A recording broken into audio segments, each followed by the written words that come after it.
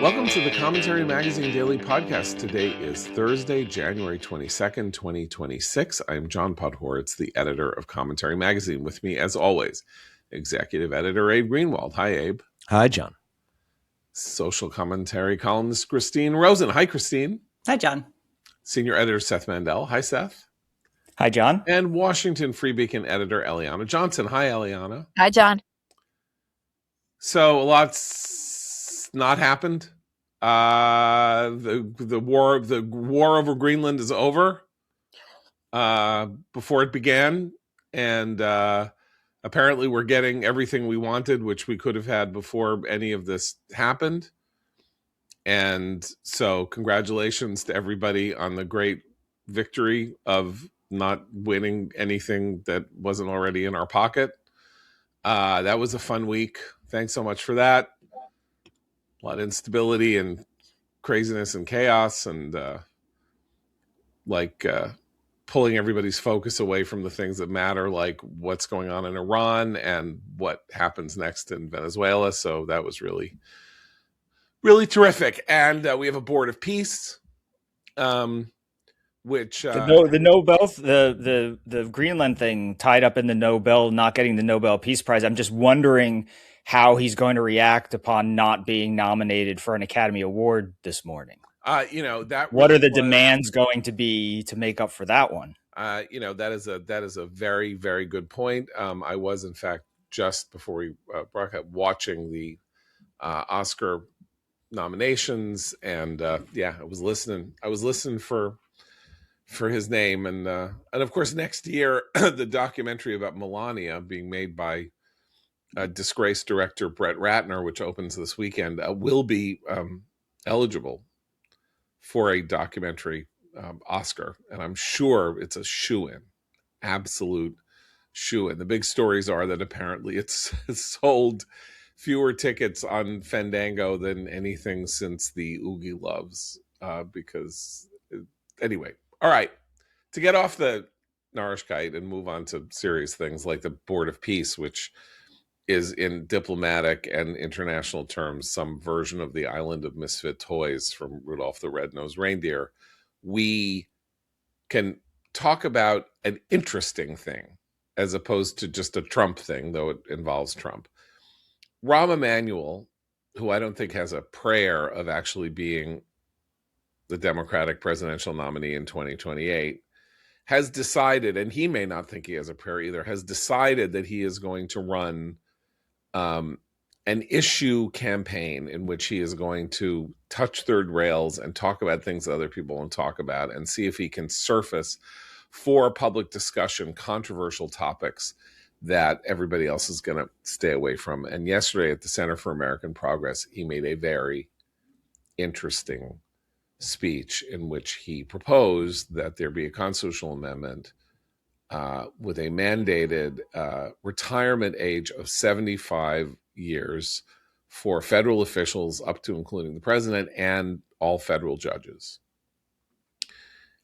And I think we should watch this question and see whether it starts to sink populist roots over the next 2 years. Because there are bipartisan reasons to support this, right? I mean, we have Biden's decrepitude. We have questions being raised about Trump. We have several senators in their 90s who are still running for office. We have federal judges. We have right now in New York, in a major case, Judge Alvin Hellerstein, who is 93 years old, presiding over, I can't even remember what the case is, but he's presiding over a major case. He's 90. Isn't it Maduro? It's Maduro. Thank you very much. Yeah. 93 years old. Go home, man. Don't be a presiding judge in a major American case at the age of 93. Thank you very much. So, and we have, I think, 2 Supreme Court justices right now in their 80s or approaching 80. Anyway, So I think that just as Roosevelt got 4 terms, but the minute that he was gone, everybody on all sides said, no, no, no, no, we're going back to the 2 term stare decisis. This is how things have always been in America, and we're going to enshrine it in the Constitution. We're going to do it really fast, and it's not going to be controversial. I just wonder whether this is something that could really sink roots in to the national conversation. I mean, Yeah, I think oh, go ahead, Abe. um, it's important because what we've seen is that, and we've seen this not just in Biden's case, but we've seen it among lawmakers. When someone is clearly too old to do the job, they don't get out of the way, and no one makes them get out of the way. I mean, if there had been this recent tradition of people saying it's time, this wouldn't even be a conversation. But there's clearly this mad resistance to doing the right thing. Well, and we have, I mean, this has long been a hobby horse of mine, as our long suffering and patient listeners know. And there's no reason, I would only take issue with how broadly based it should be. I think we do need a constitutional amendment to put a ceiling, just like we have a floor for the age of the presidency and vice presidency. But lots of industries accept aging out of one's profession. Commercial pilots being the most obvious example. If you're 65, you're done. You can fly private for a little while longer, but the idea is at that point, you might have some sort of physical or cognitive decline that places people's lives at risk. If you are running the most powerful nation on earth, that should also be the case, that there might be significant physical or cognitive challenges, even if you're operating as a peak 75-year-old, for example. So I think that's something that, and it wouldn't have to be populist. I think it would just be a popular idea, and it could be bipartisan because each side has weaponized age and dementia against the other candidate. So now we're all on the same playing field. I would highly support it for the presidency. I would perhaps think it through with regard to the judiciary, where the duties and responsibilities of, for example, a Supreme Court justice, they do have periods of time in the summer where they have time off, and the pace of that job is a little different. But sure, I mean, if we're going to start going down that path, we should think about whether there should be age limits, because we do actuarially know, and people are living longer. We know that there are declines that happen, not for everyone, but that there could be some sort of minimal standard. The Supreme Court case is made by 2 examples, I believe. One of them is very vague. And I'm not, I'm not even going to mention the justice's name, but there is a justice who died in the last couple of years who voluntarily stepped down from the court and was said very quietly and politely. Now it would not be quiet and polite because of the way social media is, but that he recognized that he was no longer intellectually capable of serving as a justice. That's one case. And the other is the actual fact that William O. Douglas was demented in the last 5 years of his service, and could not be excised from his office. And he was one of 9 justices at a highly contentious moment in American history in which the court was very much up for grabs. And he was already a terrible justice, but this completely demented person was obviously sitting there, which meant that his clerks were the ones who were making these decisions. And there were a couple of really crazy decisions that he was a major part of, like the decision that basically said that the death penalty, the only punishment mentioned in the Constitution of the United States, the only specific punishment mentioned in the Constitution, was unconstitutional, which lasted, I think, 3 years and then was properly consigned to the place that it deserved. So there is a tradition of justices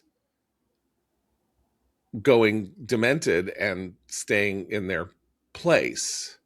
And so I don't know that an age limit is not acceptable. I mean, the question that we have to, one of the reasons that we would say you don't do it is because let the people have their choice. If Chuck Grassley wants to run for Senate again in his 90s, let the people of Iowa decide whether they want to be represented by him or not. But of course, there are advantages. That's the same as term limits too. You could make the same argument in term limits. But in the case of term limits and in the case of an age limit, right, these are constitutional.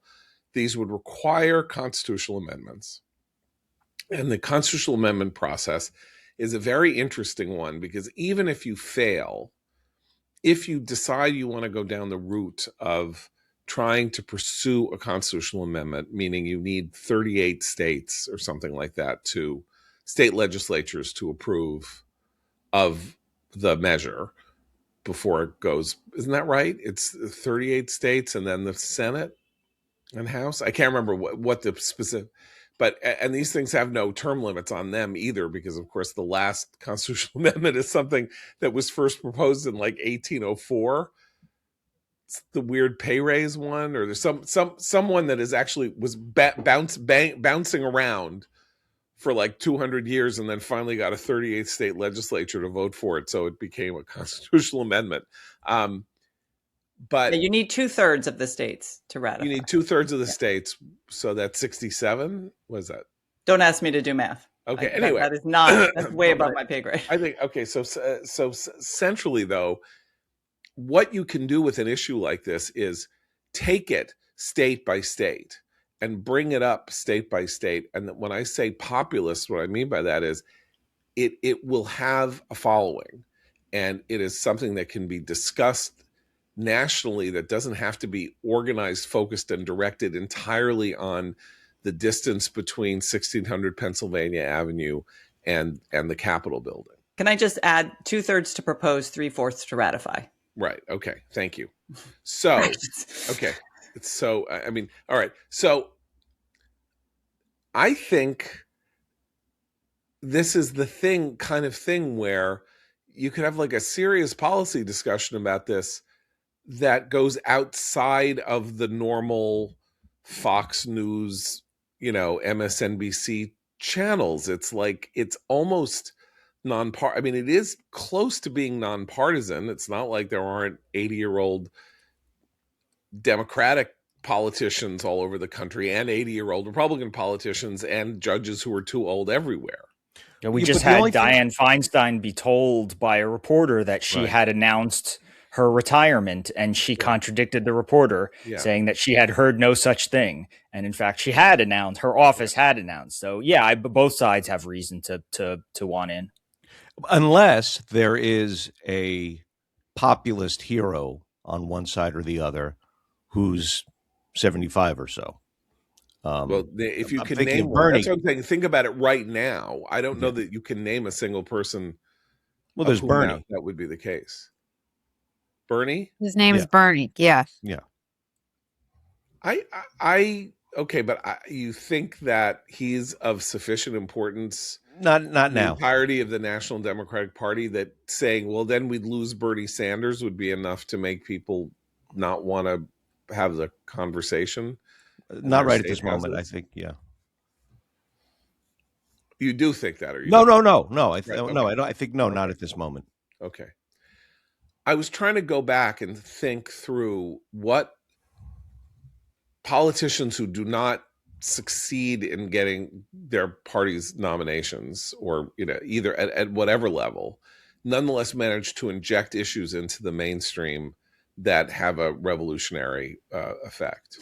The flat tax, remember what's his name? Yeah, that's Steve Forbes and the flat tax, but of course that didn't work. It didn't go. But you could say Ross Perot runs on the deficit in 92, and there is a balanced budget kinda in 1997, because both the Republicans and the Democrats were mindful of how potent this issue was, and how it almost, it almost transformed American politics in an unpredictable way. You're saying that basically that there's a gadfly, there's a usefulness to the gadfly candidate, and that might be what Rahm Emanuel is turning himself into now. But I feel like there's less space in our political culture now for the gadfly, whether that's because the third party can never quite break through, or that the candidates who become the nominees are themselves so extreme in one way or the other, that the gadfly role is sort of incorporated into their platforms in some ways. Yeah, and here's why I don't think the argument against it getting a lot of traction is because he would be running as a Democrat, and the Democrats are shaping up to be having their version of the year 2016, right? Republicans were slowly, conservative grassroots were getting tired of Republican next in lineism. And when Romney ran in 12, he was obviously going to win the nomination. It was not going to be Rick Santorum or Newt Gingrich, right? Or Herman Cain, but everybody sort of took their turn getting a boost as the not Romney, but it was understood that Romney was going to win the nomination, and he was a fine nominee. But that was it. You could tell that was it by the anger bubbling up. And then Trump came out afterwards, and it was the Trump era. Democrats had Hillary Clinton seal off the grounds around her nomination in 2016 with Bernie, and Bernie was a protest candidate. And in fact, that led people to overestimate Bernie's support in 2020 when he was running against a bunch of other Democrats. Suddenly, he wasn't a 50% guy; he was a 26% guy, whatever. And then you had them all combine to give Biden the push over the line, carry him across the finish line to the nomination in 20. That worked for them in the sense that they won the election. But again, it felt quote unquote rigged to a lot of the progressives who felt like, hey, Bernie was winning and he was on pace to win the nomination. So the establishment got together, threw all their votes to Biden, and the 900-year-old guy, won. And then, of course, in 2024, it's going to be Biden's vice president if it's not going to be Biden. But 2024 was already shaped by the fact that Biden was expiring in office. So 2028 is the opening. That's the year that there's this pent up rage and aggression that's been bubbling up, and it's had 12 more years than Republicans produced Trump 12 years ago. Democrats have had 12 extra years to produce their anger. But I just think that in the Democratic primaries, there's not going to be space for niche issues, and they're not going to get traction in terms of discussion, precisely because I think they're going to be arguing over the future of the party and how extreme it's going to go. And I just think there's just nobody's going to get the oxygen for an interesting side argument. They've been waiting for 12 years to scream about democratic socialism at the top of their lungs, and I think that's all we're going to hear. To make my argument, I don't actually think that this is important because it will become a major issue in the primary campaigns. He's trying to find some way to become a star figure. I'm saying 26 and 27 this year and next year. It might be an interesting game for Democrats across the country to play, to seize on organizing principles on matters that have a larger valence outside of the mere Democratic Party. Like, I assume this thing I'm talking about, if you went to polled independents, it would have 80% support or something like that. Similarly, by the way, and a secondary issue that nobody is bringing up yet is the question of whether or not you would want to organize a movement, again, a grassroots movement, to amend the Constitution to limit the president's pardoning power. Why would that be a good thing for Democrats now, this year and next year? Because it would be a way of talking about Trump, corruption, and Republican degeneration without turning into MSNBC. You just say, Biden did it, Trump's doing it. There's a lot of untoward financial stuff going on. Both parties were involved.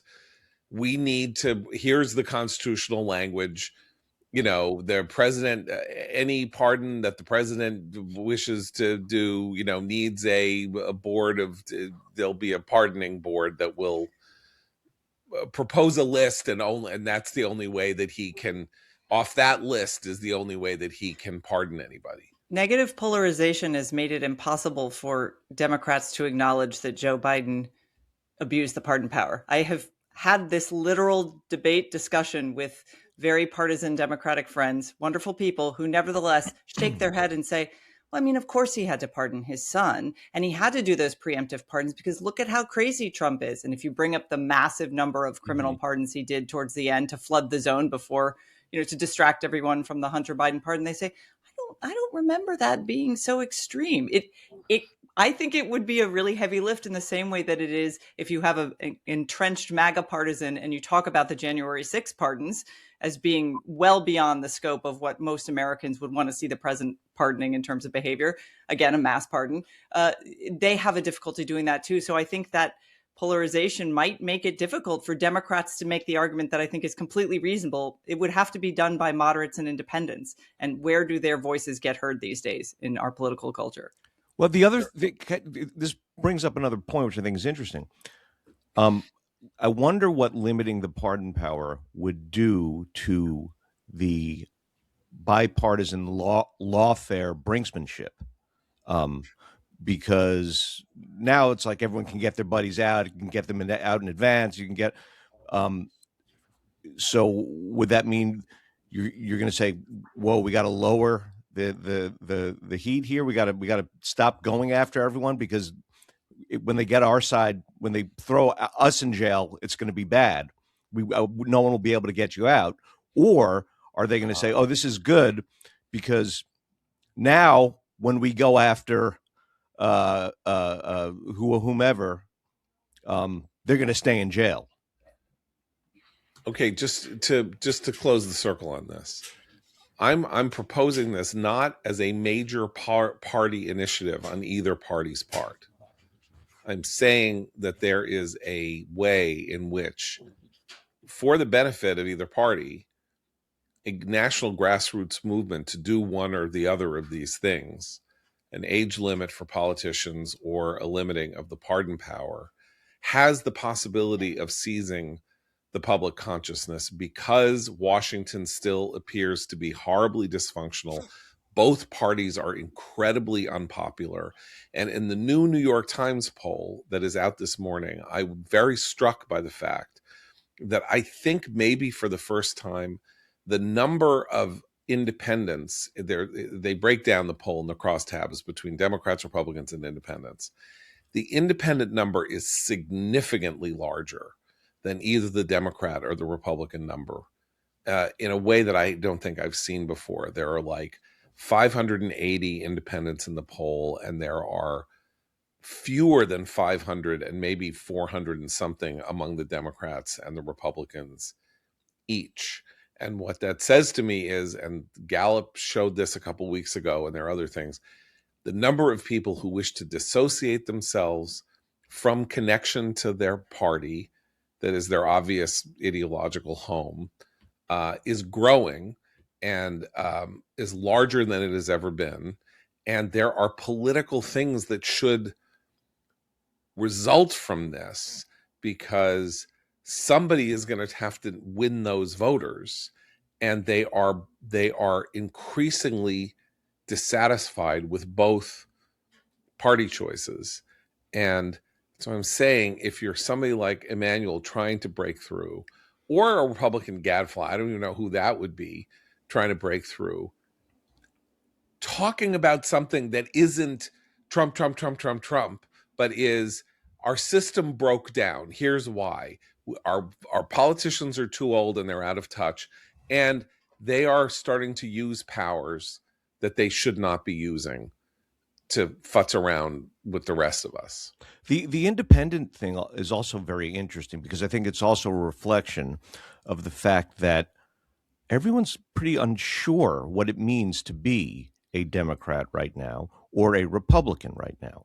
The Democrats are bipolar in that they're either socialist or they want to sort of tone things down and get back to a saner moderate party, and the Republican Party, MAGA, is completely kaleidoscopic. It's whatever Trump has done last, which could be socialist, could be, conservative sometime once in a while, could be neoconish. It could be anything. So I think there's an identity crisis on both sides.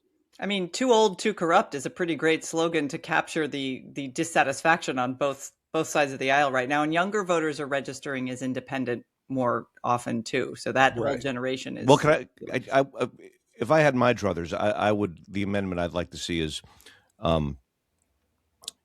you should have to be 75 to vote.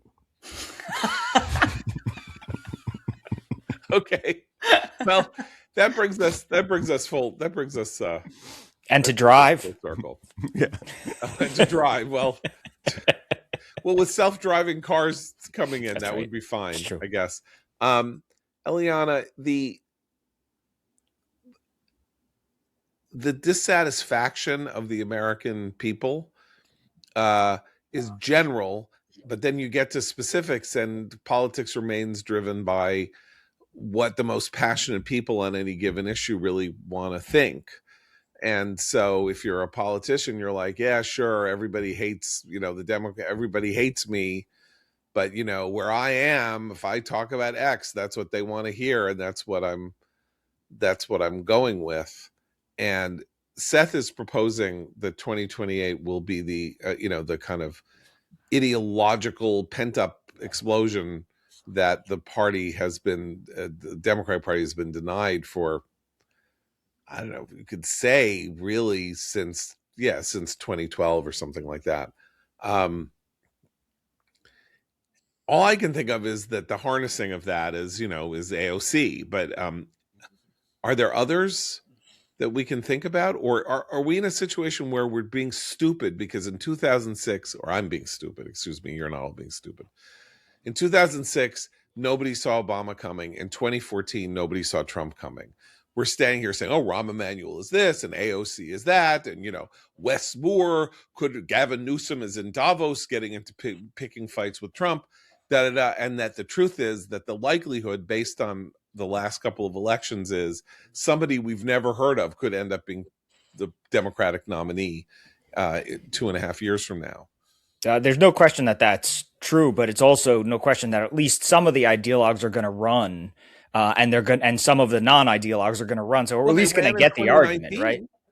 I mean, they ran. It's not like there weren't Republican ideologues running in 2015 that Trump mowed down systematically, whose issue set was completely in line with what Republicans said they believed in. Remember, Trump only got 45% of the primary vote. It's not like Trump owned the party. He just managed to run an insurgent campaign that used the rules of the Republican Party against the regulars, winner take all primary, people and all of that. So what do we see? What do we think is happening here? Because it could be that all of these Washington fights are just going to be, someone's going to come in and say, I hate all of you. I hate you. And there's a Trump type who says, I hate all of you Democrats too. I hate you, Chuck Schumer. I hate you, Bernie Sanders. You're 83,000 years old. What do you have to say to me about anything? I hate you. I hate you. I hate this one. That's stupid. You talk about this. It's stupid. Nobody cares about that. 2028, I think, will be quite interesting on both sides. I think it's going to be a very crowded field on the Republican side. I think Trump is going to hold out on an endorsement. And I think a lot of people are going to run. I think you're likely, of course, I think you're likely to see Vance, but I think you're also likely to see a Ted Cruz, maybe a Tom Cotton. There are a lot of people who I think there's going to be a crowded field. On the Democratic side, Gavin Newsom, of course, Rahm Emanuel, obviously out there. Kamala Harris looking seriously at running again. Pete Buttigieg, Wes Moore, AOC. There's a lot of people. Of those people, I would note Gavin Newsom's interview with our friend Ben Shapiro. I listened both to that entire interview and then to Ben Shapiro's analysis of that interview. And Newsom's efforts to play down the radical way in which he governed the state of California were notable in terms of signaling the way in which he's likely to run when he runs. And I think he is the front runner right now. Doesn't say anything about who's likely to win or get the nomination, but he is obviously working to play down his radicalism. And Ben pointed that out, that when he sounds good, it is when he's playing it down. I would liken that to the way Abigail Spanberger and Mikey Sherrill ran for the governorships in Virginia and New Jersey. And I would point out that out of the gate in Virginia, Spanberger was sworn in on Saturday. Democrats control both houses of the legislature in Virginia, and they have come out with a litany of left-wing policy proposals. They want to abolish mandatory minimum sentences for rapists. They want to double the tax rates on top earners. They want to impose an investment tax on top of the tax rates. They want to tax deliveries on DoorDash and Amazon and this, that, and the other. They want woke training for nurses to train them about systemic racism. It is a flashback, literally a flashback to 2020 and what drove them into an electoral ditch. And Spanberger, as all of this, if you go on Twitter, there's like Twitter accounts devoted to chronicling every one of these proposals coming out of the legislature. And Spanberger is silent. And these are the problems, I think, that are going to hamstring the Democrats like Newsom, who has governed like the Virginia legislature, but now wants to tack away from it. And Spanberger, who has nothing to say about these proposals, and it will be quite interesting to watch whether she signs them into law and how she actually governs. But these are the problems that are going to bedevil Democrats as they look to 2028. But they will not bedevil somebody who comes in from the outside and says, I reject all of you. Sure, it could be like maybe Mark Cuban's going to jump into the race. It's possible. Yeah, right. I mean, says they get their own Trump. It's been 20 years of this. Sure, we all love Barack Obama, but what did he do for us? Didn't do anything for us. And he, didn't get us out of Afghanistan. He didn't, whatever it is that they like or they don't like. Is there a Democratic version either of Perot, who was basically running an anti-Republican campaign that Trump then became the actual expostulator of as a Republican candidate in 2015? I just look at this and I say, you're mentioning Gavin Newsom. It's like everything that we did in 2014 and 2019 or 2015, 2019, where it's like, look at this field. It's amazing. Look at this Republican field.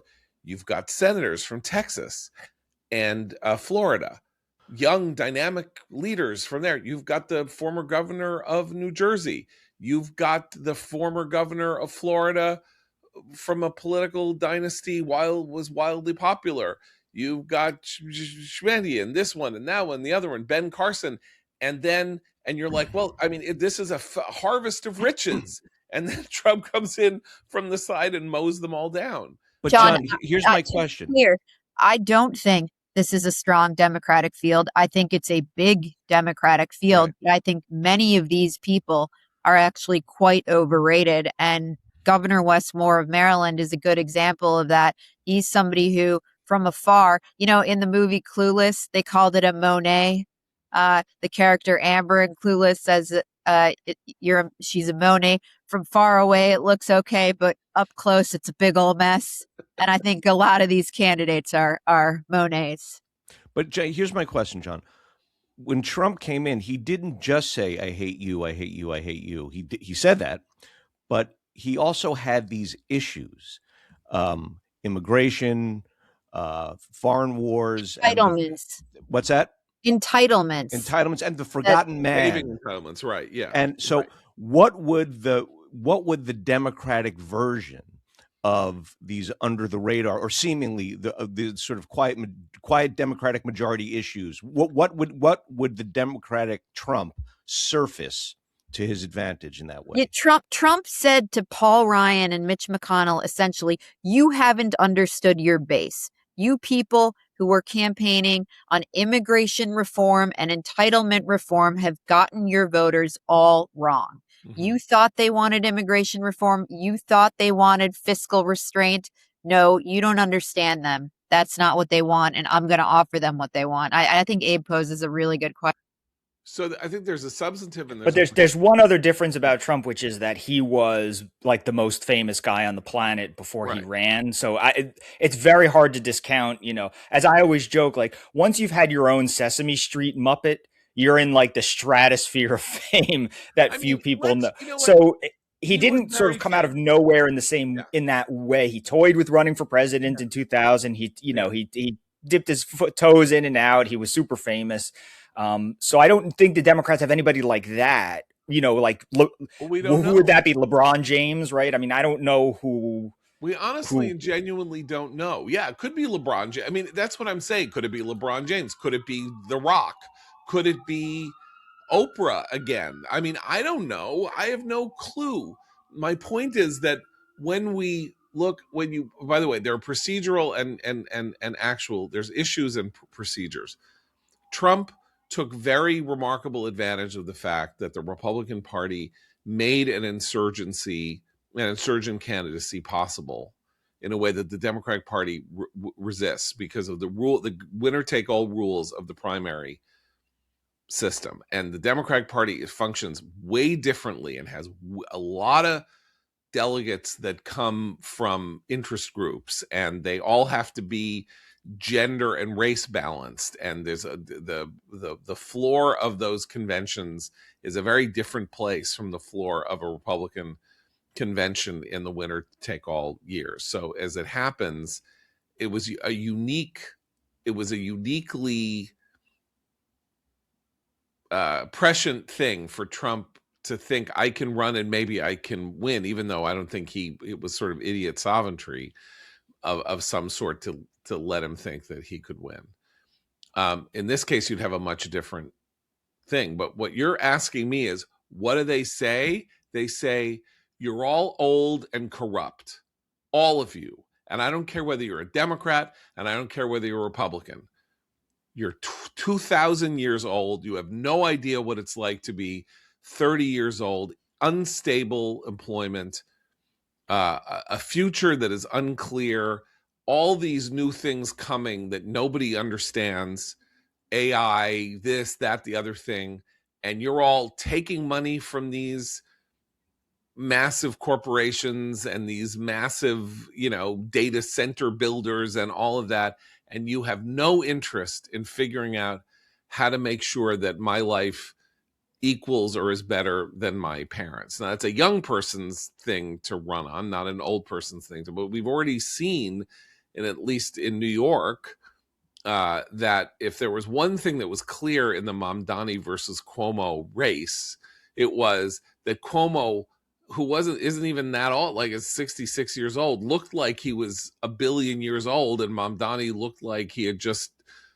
served you your grande mochaccino, and that made a big difference. Well, but Mamdani also is the perhaps almost final stage evolution of a citizenry that is entirely parasocial in its relationships with its politicians in a way that we've already seen with celebrities, that I really am concerned that would be the only person, a very telegenic former rapper and barista who talks about affordability and is telegenic and can make excellent TikTok videos. That's not someone, as we've already seen a little bit with Mamdani, and will await his next few years, they're not necessarily able to govern. And I think one of the things that's missing in the pitch of "you're too old and too corrupt," which I think does have bipartisan appeal right now, is who's the enemy? Because this is an electorate conditioned on knowing its enemies and really disliking them intensely and spending a lot of emotional and political energy on targeting one's enemies. So how could someone... I don't think you can just entirely ignore that that's what the last, 10 to 15 years of our political cultures look like. Okay, can I just give you a quick answer on that, which is saying you're all corrupt and stupid and I hate you and, I'm coming in from the outside is, look, you had two jobs. You had the job of defeating, of stopping Trump, while he was president for the first time, and you failed. You impeached him, and you failed. And then he almost won, and then he won, and then he lost, and then you screwed it up again, and he came back into office. And the one thing that you needed to do to save America from the worst thing on earth was be good at your jobs, regular Democrats, and you stank. And this is where coming out and saying, and yeah, you defended Biden, you protected Biden. That was a dangerous thing to do. Maybe your friends don't like that. I'm saying in a populist world where Trump said all these outrageous things that were so offensive to ordinary, well-meaning, serious people on the right, like, you can't say this horrible, slanderous stuff about John McCain, a war hero. You wished somebody better won the war. If you stood there and said you didn't do anything about Trump, you actually helped Trump. Everything you did, Merrick Garland. Well, why did you raid that? You got him reelected. Everything you did it's your fault that Trump was president twice. We can't let you do anything anymore. And everybody on this Democratic stage is responsible for Trump being president. You say you hate him, but everything you did gave him ammunition and ballast. Well, there's two candidates who are not on the outside, but from the inside, who could turn the conversation in that direction, right? AOC and JB Pritzker.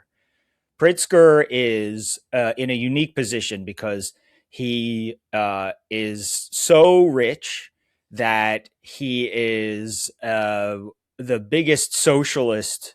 He's ready to be the biggest socialist on the planet. There's a weird love affair, but it's real, between the socialist left and Jay Pritzker, because Pritzker doesn't care how much of his money you take, he'll still have enough. And Pritzker has become the sort of socialist sugar daddy of the left. And he was the break glass in case of emergency candidate, or a break glass in case of emergency candidate last time around for Democrats, precisely because he could self-fund. There was this idea that if Biden keeled over, something happened and there had to be a primary rather than an anointment of his successor, that JB Pritzker could come literally out of nowhere, write a check, and build a presidential campaign overnight without any trouble. And therefore, he's sort of like the backup plan. Now, he's going to run not as the backup plan, he's going to run as the plan. And he's going to run very to the left. And he's going to say, all these rich people, they don't do what's in the people's interest. He's going to be the traitor to his class, rich guy that people tend to like. And AOC, everything AOC says is going to end up pulling, I think, at least if these two run, which I think they are, will end up pulling Gavin Newsom to the left during the primaries. I don't think he's going to get through the primaries being the guy that he was in the conversation with Ben Shapiro. I think if the simple fact of AOC being there on stage means everybody is going to gravitate to the left, and that combination is going to do that. So I think you can have, the sort of traitor to his class who's like, all these rich people are terrible. The way Trump said, I know these people are corrupt because I corrupted them. I bought them off. I paid them to be at my wedding. Pritzker can sort of play that role. And AOC is, the one young enough that brings it to the left. And I think maybe they have that conversation without the need of anybody on the outside. It's an interesting prospect. I just think that we are at an extremely unstable moment, and that the political system and even Trump's behavior over the last year reveals how even a huge populist can be weirdly unresponsive to what his fingertip sense tells him the people who he needs support from might want. By which I mean, he closed the border, and he could be, as Karl Rove says in a very interesting piece in the Wall Street Journal today, he could be like taking victory laps over the revolution that he has created in immigration. And instead, he went with, troops in cities and made something that was an unalloyed triumph into something vastly more controversial. And he chose. He made this as a deliberate, conscious choice. So he's lost his fingertip feel. It's not clear to me that any Democrat has a real fingertip feel. And so the possibility of these kind of weird things coming out from the side becoming part of the national discussion that we can't even entirely envision. I gave you 2 examples, but there could be 15 others. I don't even know what those would be, but they'll emerge. Like, did we know we were going to be talking about Greenland again 2 weeks ago? Didn't we think we would still be talking about Venezuela? Are we talking about Venezuela? No. Apparently we just spotted, we just got $300 million from Venezuela in a bank account in Qatar. What the hell is going on with that? What do we have a bank account in Qatar for? We have the United States Treasury. If Venezuela is going to transfer money to the United States, it can transfer it to the goddamn United States Treasury. All of this is very weird. And is it exploitable by somebody? Oh, yeah. It is. Democrats seem to be uniquely ill-suited to exploiting it for reasons I don't entirely understand. But if it's there to be exploited, it does not make sense that in the America of 2026 that people aren't going to rise up out of nowhere to become these populist explosive figures. I mean, like, we had them throughout the Trump. We had like Michael Avenatti pop up for 5 minutes, or it happens. Marjorie Taylor Greene popped up and is now, I don't know where the hell she's going to end up going. So I just think we're having these conversations about American politics as though American politics is not itself unbelievably unstable, and that the parties themselves are not answering questions that the public wants answered, or even posing questions that the people would want answered. Okay, so that's that. Anything we want to talk about before I give you 2 seconds on the Oscars?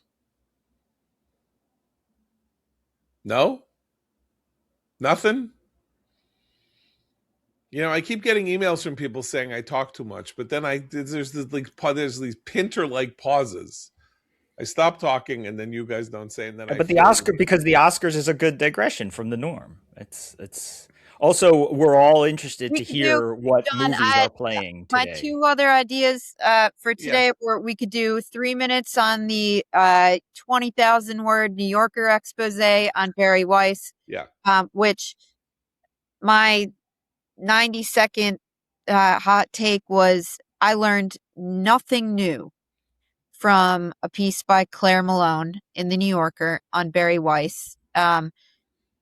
Contained no new reporting, but did contain an anonymous smear characterizing Barry as conniving. And it reminded me of a piece a few months ago in the New Yorker about the new Washington Post publisher, Will Lewis, which again contained no new information, but anonymously smeared him as an alcoholic. And what struck me about these 2 things was there have been no New Yorker profiles of the, new presidents of ABC News or NBC News when these people are establishment figures that smear them anonymously, or Joe Kahn when he took over the New York Times. We get no profile of him. And it does speak to how absolutely invested the establishment media is in preserving an inadequate and failed status quo.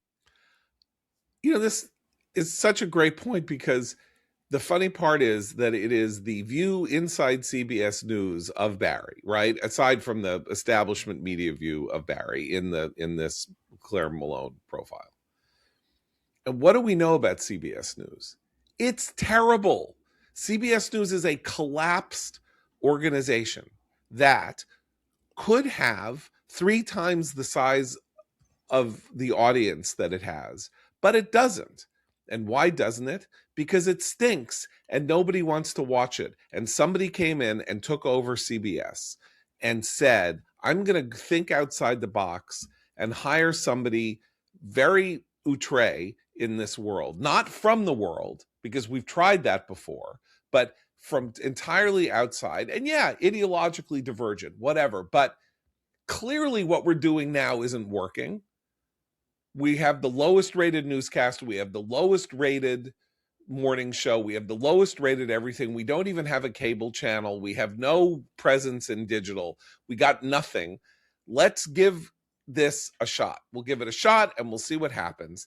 And the response of the New Yorker is, this is outrageous. This is all Trump. This is this is that, as opposed to CBS, the number one news network for 50 years, has become a complete, apocalyptic post-nuclear site that has no following. And even worse for the New Yorker's Claire Malone is the fact that she got nothing. And then yesterday, or the day before yesterday, Dylan Byers in his newsletter has the story of the week about Barry Weiss and 60 Minutes, and the story that Barry Weiss outrageously, can you believe it? She's the head of CBS News. She watched the story on something that 60 Minutes did and said, I don't think this is cooked enough. Can you go back and do some more reporting? And that was like, oh my God, how dare you? What the hell are you talking about? Journalistic standard, the vaunted journalistic standards of CBS that brought you Russiagate and COVID came from the wet market, and the lab is a conspiracy theory, and the woman who built $150 million journalistic juggernaut from scratch doesn't understand anything about journalism. How dare she ask something of somebody who reports to her? Right. Well, so in this Dylan Byers story, which I'm now going to try to, so there is a conversation between Barry and where is it? Is here? It's between Sharon Alfonsi and Barry's deputy Adam Rubenstein. And Barry's deputy. Here is the conversation. So Sharon Alfonsi is the one who did this story on the prison in El Salvador that Barry said you need to report some more out and get some quotes from the Trump administration, which fair is fair. They tried to go to the Trump administration, which apparently would not give them any time of day, right? Okay, so this is Dylan Barry. Over time, Barry and her team saw Sharon's refusal to entertain any changes as insubordination, even an attempt to sabotage Barry's leadership. They raised two-pointed criticisms of the original report. I'm not even going to go through that, okay? So some at 60 Minutes, all Barry's two complaints were a bad excuse for justifying a politically motivated preemption. Barry just has eggs on her face right now, one source sympathetic to Sharon said, and she's trying to deflect from the fact that she had eggs on her face. So after the eggs thing, Barry was asking for updates on how the story was being re-reported. Sharon Alfonsi refused to provide those. And then until last week, most of these hostilities were relayed through intermediaries. Barry and Sharon met for the first time only on the Monday before the segment went to air. This was last Sunday. Upon walking into her office, I'm told, Sharon's first words to Barry were, "It's so nice to finally meet you." But Sharon seemed angry and annoyed throughout the meeting and resistant to any output, according to multiple sources. At one point, Adam Rubenstein, a Free Press and New York Times alum who now serves as Barry's deputy, began explaining the connotations of a specific detail in the story. Sharon yelled at him, "You don't get to produce me." She then accused him of being, quote, a mouthpiece for the administration and asked him whether he had ever... administration. Of the Trump administration, yes. Right. And asked him whether he had ever produced a minute of television news before. He said he had and urged her not to take anything personally, at which point Sharon almost left the room. So here's what happens. They have a meeting. Sharon's boss, because Adam is one of her two bosses, says, so here's what's going on. And she says, you don't get to produce me. And the answer is, goddamn right he gets to produce her. Who is she? The producing fairy? Does she own CBS? Does she own 60 Minutes? She is an employee of CBS News that Barry and Adam run. And she's screaming at him that he's a mouthpiece, trying to have a civil conversation with her. That detail is not in the 22 billion page story that Claire Malone did, because all she wanted to do was be the person who was throwing eggs in Barry's face. They do think they are superior to, I mean, the New Yorker piece is a reflection of the fact that, yes, 60 Minutes and Sharon Alfonsi, they do think they're superior to Barry. They do think they are smarter than Barry and Adam. They do think they are the bosses of Barry and Adam. And so does the New Yorker. So does the New Yorker. Right. Okay. Now, here is the end of the Dylan Byers thing, because it is so perfectly crystallizes what I'm talking about, which is that CBS News is in the dumpster. It's terrible. No one's watching it. And this whole medium of network television news is itself on some kind of a timeline to complete obsolescence, right? So if you can buy it some time, that would mean that Sharon Alfonsi could make it to getting her 401k fully funded or whatever. But that's not what's going on here. The vast majority of CBS News insiders I've spoken to, says Dylan Byers, view Barry as a threat to the integrity and legacy of the network, either because of her politics or her managerial shortcomings. Barry, meanwhile, can barely contain her contempt for employees she regards as mediocre at best and treacherous at worst. Not to state the obvious, that is not a viable dynamic for any workplace, nor does it provide fertile ground for a reversal of CBS News fortunes. Oh yeah? Maybe that's exactly got it backwards. CBS News stank before Barry took it over. Everybody there is saying, leave us alone and let us continue doing what we're doing as we stink up the joint, embarrass ourselves, and make this network, a total dumpster fire. And she's like, you know what? I'm not going to do that. Like, does she need to replace them all? Obviously, yes. They run a garbage show. They run a garbage network. CBS 60 Minutes is garbage at best. And the evening news and everything is bad. It's bad and losing, and it loses money, and it stinks. And they're all saying, leave us alone. We're so great. Under what standard are you even any good at what you do? What's the standard that says you know what you're doing? Show me a standard. Is it ratings? No. Is it money? No. Is it integrity? No, because of what By you the said, standard Eliana. of the opinions of the New Yorker and the other people in their industry. I will bet you that Claire Malone hasn't watched 20 minutes of CBS News in the last 5 years until she got that assignment. Has anyone watched 20 minutes of any CBS News program in the last 5 years? I mean, if football. I'm not watching it, who's watching it? Does a football game on CBS count? That's not the news.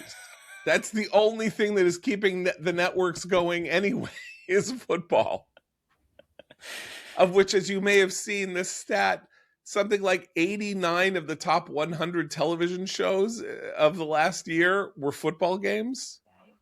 Football games and the show Tracker, and that's it. Like, that's the 100 top shows on television. Anyway, so I'm ranting. I just want to say that because this happened to him at the New York Times also, and it just seems to be a habit. Can people please just leave Adam alone? He's a nice guy. Adam is doing great. Adam's yes. looked Sharon Alfonsi in the eye and said, yeah, I have produced TV news. And then she wanted to storm out of the room. Like, so storm. Go get another job. Sei gesund to you. Go find yourself a nice fellowship at the Knight Foundation, where you can go from Columbia Journalism School is waiting uptown with open arms. Jelani Cobb's. Yes, exactly. School. Yeah. Christine, you said you had a recommendation. Yes, it's actually it's a sort of anniversary recommendation of sorts, because I think it's the first television show I recommended when we began Commentary Recommends, which was Drops of God on Apple TV. And the second season, long awaited by some of us, has come out. I watched the first episode with a lot of trepidation, because when you really love a show, that second season can just disappoint you, break your heart in some cases. So far, I'm cautiously optimistic. It catches up with Camille and Issei, the siblings, half siblings whose story we saw in the first season, and it's a few years after the contest that dominated the first season, and it looks really interesting. Now, don't watch it if you have a terror of drowning, because there's a whole subplot about free diving that begins and ends the first episode. But it looks to me like it's going to be promising. They are embarking on a search to discover the creator of a rare wine that was left to them by the dead father, creating a new mystery and a new sort of competition between the two of them. Less formal than the first season, but once again, it's in English and Japanese and French, and beautifully shot. Wonderful production values on this, and the acting is superb. The minor characters are also great so far. So I would cautiously recommend, if you liked the first season, diving back in, pun intended. When you see the very opening shot, you'll see why that's funny. Season 2 of Drops of God, which is on Apple TV.